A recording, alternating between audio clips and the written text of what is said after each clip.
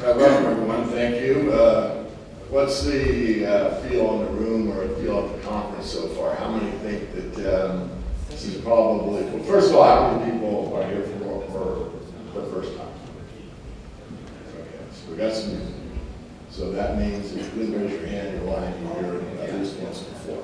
So people who were here before, how many think that this conference is pretty much on the low side of where they've been? In other words, this is a smaller conference than the other sometimes. Last question, we'll let you go, and that is, what is the general feeling of the people that are here? My impression is that everyone that's sitting here now is a true believer, and they believe the gentleman in front of me that said the biggest move lies ahead.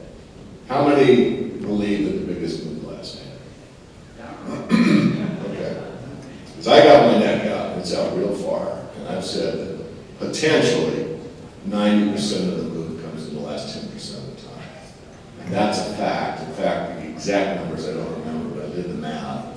It was something like, I forget the number, we'll say 90%, it was actually the last 7% of the time.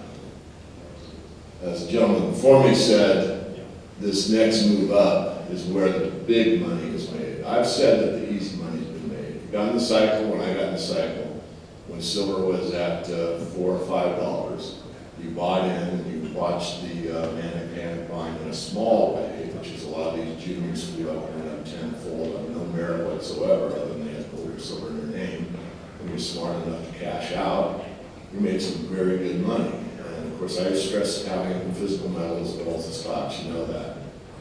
And of course, silver did a 10 bagger, really, from 5 to 50, approximately that.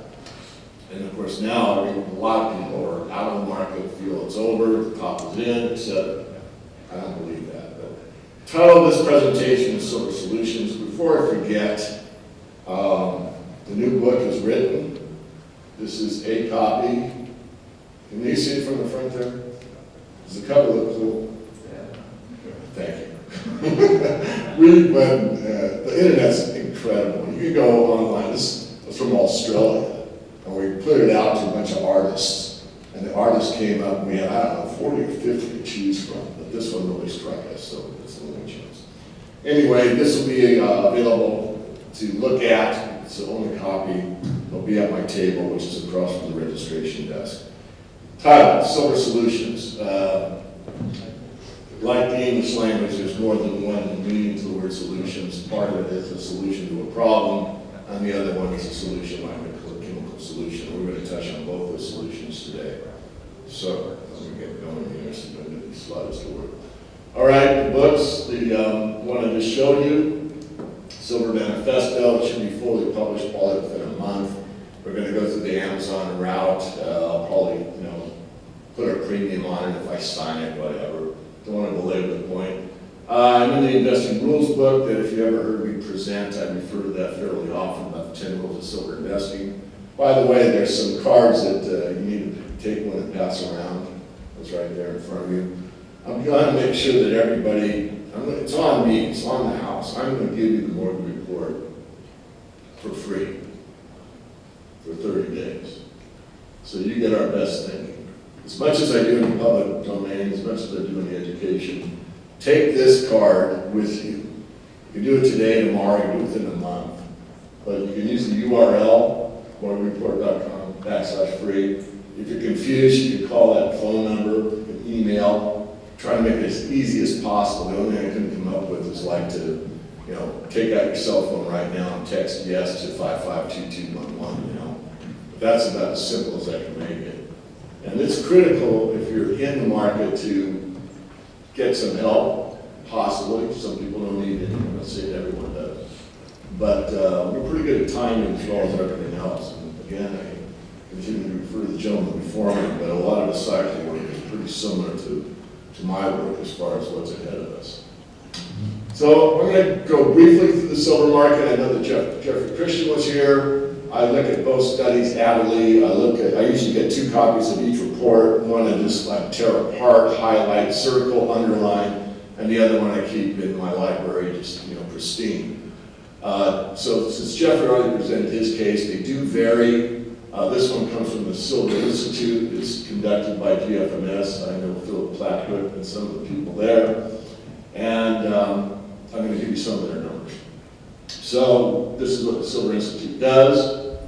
Some of the keys of what's going on in the market, of course, is China's development in the silver market, and of course what's going on in the big mining districts, such as Mexico and Peru. This is an interesting chart. This is photovoltaic demand, and I think everyone sort of knows, but I'll explain it anyway. It's really solar panels, PVs, as they're talked about. That trend line from like 2007 to 2011 is exactly what Jessica Cross said it would be when she wrote her 10-year silver study on the industrial side, which I chose to use a lot of her work. And she said by 2015 we'd be using 130 million ounces of silver for photovoltaics. Well, obviously she's wrong. And the reason she's wrong, after 2011, it isn't the amount of photovoltaic panels that are produced. Her number on that's actually pretty close, or maybe it's even underestimated. What happened, like anything economic, is the photovoltaics were able to squeeze out the amount of silver used per unit.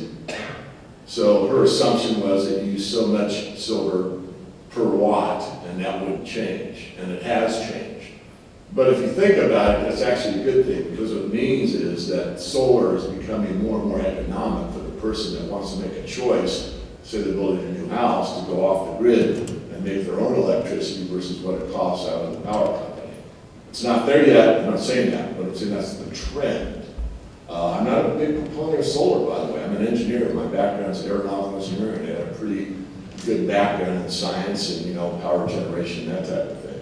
In some instances, there's nothing better than solar, but for general power distribution, it's really not. Nonetheless, it's got a pretty heavy wind behind it for lots of reasons, and I think it'll continue, and I think the trend will continue up here, probably starting this year, or most likely